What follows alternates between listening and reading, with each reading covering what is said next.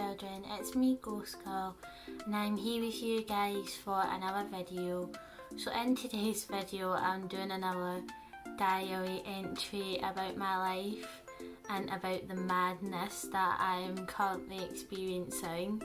So my last video, which was on Tuesday just there, I spoke about this girl at my volunteering that turned out to be a bit of a Fruit Loop. Well, I'm actually experiencing a similar situation with a guy who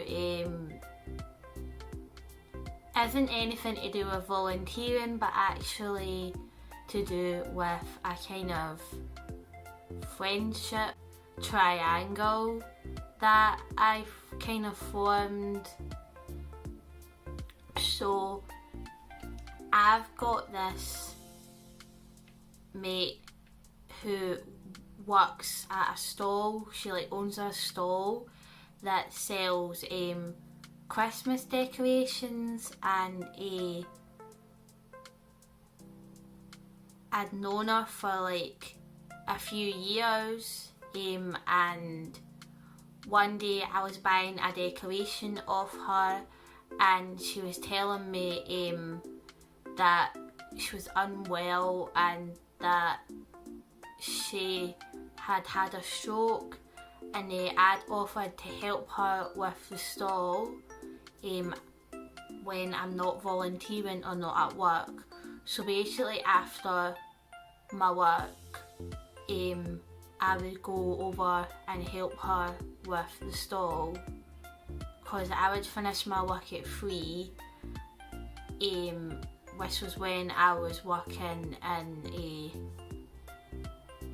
Boots at the beauty counter, and then the actual centre finished at 5, but as it got closer to Christmas the centre was getting open later and later, and sometimes I wasn't getting home till about 8 at night because the centre was open till about 7, but it was dead because they didn't advertise it properly.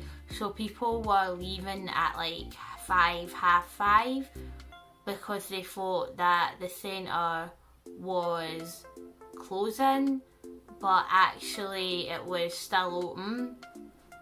So we spent a lot of time trying to figure out what to do in those longer days that weren't advertised properly, so we had no customers. When I was helping out with the stall, I met this guy, and he was telling us about all these sad stories and that about his life, because he would just hang about the stall and tell us all these sad stories. He told us that he had an ex that worked in the jewellers across from the stall, and he was saying that she was phoning him all the time, that on all these different numbers, and that she was giving them the evils and doing this to him and stuff when he walked past jewellers. I never spotted any of that, and neither did my mate. It turns out he was lying about the whole thing, that he'd made it all up, and that he didn't even know the lassie at the jewellers that he was saying was her ex. He didn't even know her name. So we quickly found out that it was lies, because it's still Christmas at the time. Because we were both helping out at the stall now, we had to find a way to be civil with one another without getting into arguments or making things awkward, and I didn't want to stop helping my mate at the stall because she needed my help. So what happened was I kind of had a word with the guy and said look, I don't like this, you telling lies and making up stories, because it wasn't just this one story, there were several stories. Like, he also said that he's got this club that he goes to, and he met this girl at the club, and he said that her dad had murdered her boyfriend and was in the jail for murder. That was lies as well. And there's just been so many other stories that he's told us that all turned out not to be true. So I kind of had a word with him and said, look, like, you can't be making up all these stories and telling all these lies. I said, it's not nice and it's not a good thing to do. Like, how can we trust you if you're telling all these lies all the time? And then I told him about the boy who cried wolf, and was like, yeah, no one eventually believed the boy who cried wolf either, because of all the lies that he was saying. If you don't know the story of the boy who cried wolf, just in a quick summary, basically the boy was a shepherd and he kept saying to the villagers that the wolves were there and they were going to kill all their sheep. So the villagers kept coming up and going to chase this wolf away, and it turns out there was no wolf. And then one day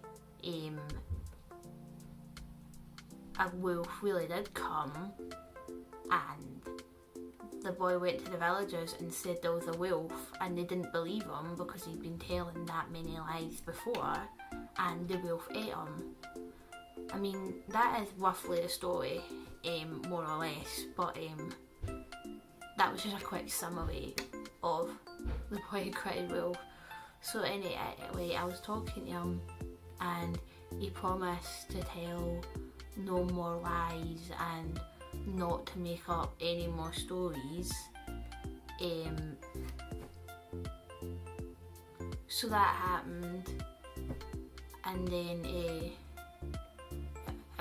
he did stop the lies and all the made up stories for a while, but then Christmas went, then January went, and now I finished my job at Boots, and then we went into February and I was volunteering at Deborah's, and the lies started up again.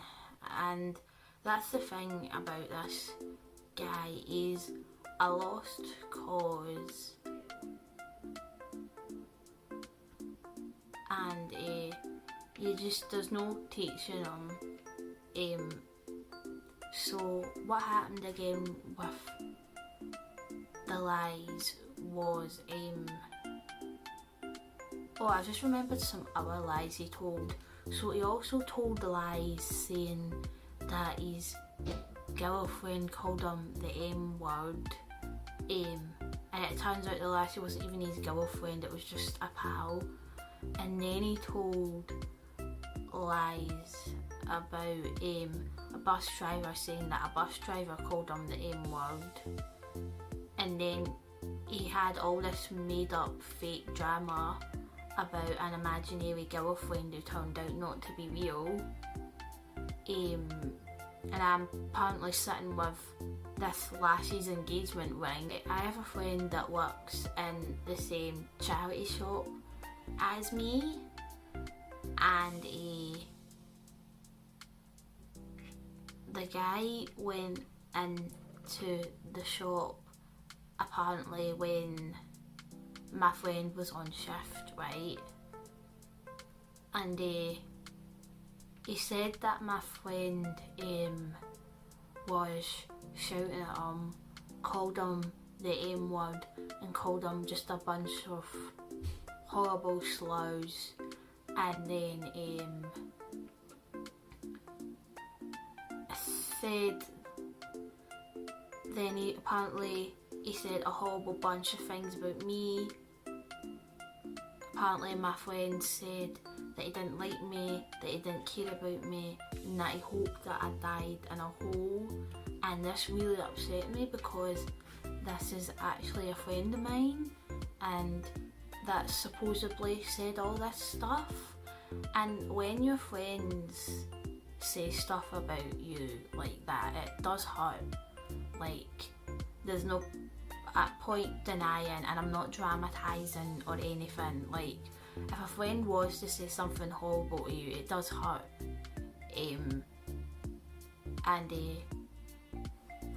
Apparently the manager was on the shop floor when this happened, and I thought to myself, nah, she would not allow that kind of stuff to happen, especially on the shop floor. So I spoke to her and asked her, like, what happened with him on the shop floor, cause he's saying that my friend said this and this to him, and then he was saying bad things about me. And I kind of knew by this point it was lies, because I'd known what he was like. But still, the idea that he would say that, and that he would insist that my friend said that kind of hurt me, because friends are not really supposed to say these things about their friends. But I spoke to the manager and she confirmed what I was feeling. Apparently it was all lies. My friend was actually downstairs sorting out the CDs when he came in. How that guy knew that my friend was in, I don't know. He must have been standing, staring at the shop, seen that he was in, waited for him to go downstairs and then go in.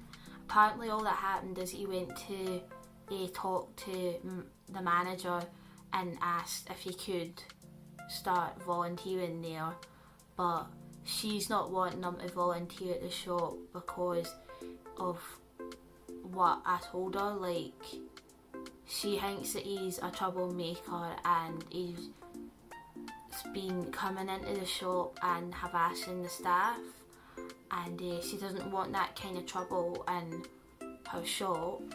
And when I found out that he'd lied about my friend, I was very angry. I'm not gonna lie, I was quite fuming. And I feel like that's quite reasonable when someone you've barely known for 2 months is making up lies about your friend, and saying all these horrible things, and it turns out not to be true. I feel like that situation is worse than if it was to actually happen. Like, the fact that he lied about it, I feel like that's worse for me and like my moral compass. So I said to him that I didn't want to be his friend anymore, that I didn't want to talk to him, that I wanted nothing to do with him, and the guy's just been a nightmare. He's been phoning me on all the time, so I've had to block him on everything, and now I've been getting all these phone calls from these private numbers. I've told the manager of the charity, and she's banned him for the shop, and she's rejected his application because she doesn't want that kind of trouble in her shop, and I don't blame her. But the guy is obsessed with my mate, like obsessed with him. Like, I remember one time the 3 of us went to lunch together, and ever since then he's just been talking about my mate like non-stop, like to me, and it's like, he's my mate. I should be the one talking to him about you, no the other way around. It's just mental. And think he might be stalking my mate, because I was speaking to my mate and my mate says that he's seen him like multiple times in town, and I'm just like, yeah, he has a habit of just floating about town. But one day when I was like doing a shift in the charity shop, he walked by like 3 times, and I'm just like, Jesus. And then one time he actually came into the shop and I had to tell him to leave. I said to him, you're not allowed in here, you're banned. So now he's just been walking up and down past the shop, and I think he actually might be stalking me, which isn't good.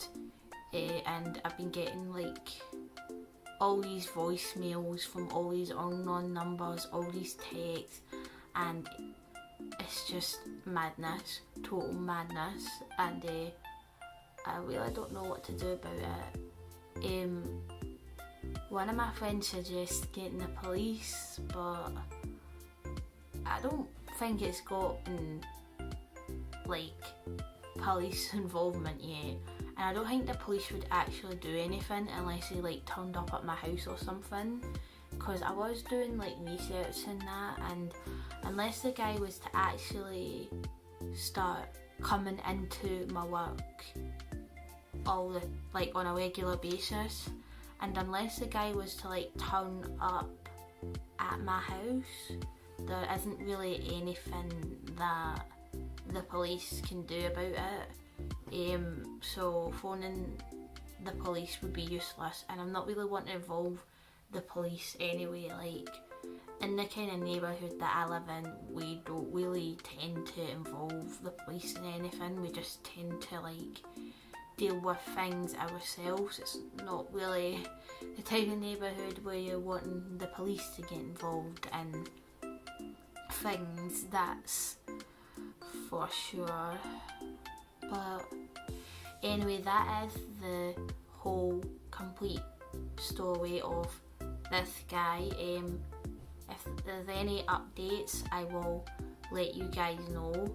In my next diary section, I do intend to make it about some other craziness that's going on in my life. But until then, I'll see you guys later. I hope you have enjoyed this video today, my spooky children. If you did, then please like this video, comment down below, share this video, subscribe to my channel, click on the notification bell so that you'll be notified when my next video comes out. Also, don't forget to follow me on my socials. I'm on Twitter and I'm on Patreon. And if you could follow me on Twitter and become a Patreon of mine, I'd be very grateful for that. I'm also doing tarot card readings on my Patreon. Higher tiers get early access 7 to 10 days before the lower tiers. So if you're interested in getting a tarot card reading from me, please support me on my Patreon.